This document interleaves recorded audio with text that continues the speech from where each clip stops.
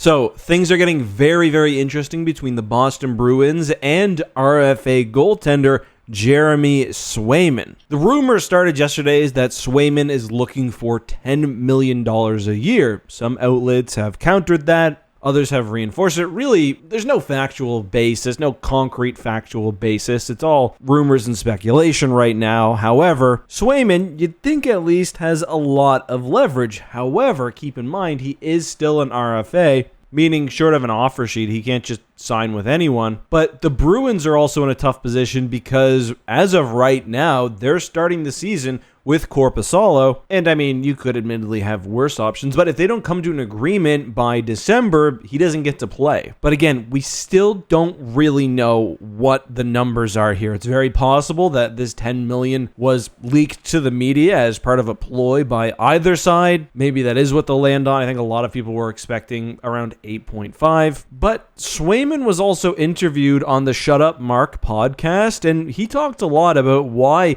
getting that high number is important to him. And yeah, I think most of us do naturally roll our eyes a bit when we talk about a player making $8.5 million a year for over half a decade versus $10 million a year. But he points out that it's important because what the high-end goaltenders make dictates what other goaltenders get. And I think we've seen this with inflationary salaries for defensemen. And it's kind of interesting because the Bruins historically have been a team which seem to want their players to take a discount and seem to push for that. Don't look at Pasta's AAV. Those days are long gone. But, as a Rangers fan who sees Igor Shesterkin coming off his really bargain of a contract and in need of a new deal after this season, the possibility of Swayman signing anywhere near 10 is horrifying. I did mention an offer sheet, and that is a possibility either for a team really wanting to put pressure on the Bruins or perhaps, I guess, for a team like Chicago, kind of getting all the pieces together with lots of assets. The way an offer sheet works, by the way, is when an RFA player hasn't signed, a team can offer a contract to that player, or as we saw with the Oilers, players. And if the offer sheet is signed, often at a pretty inflated price, the team holding the RFA rights has the opportunity to either match the contract or let it go.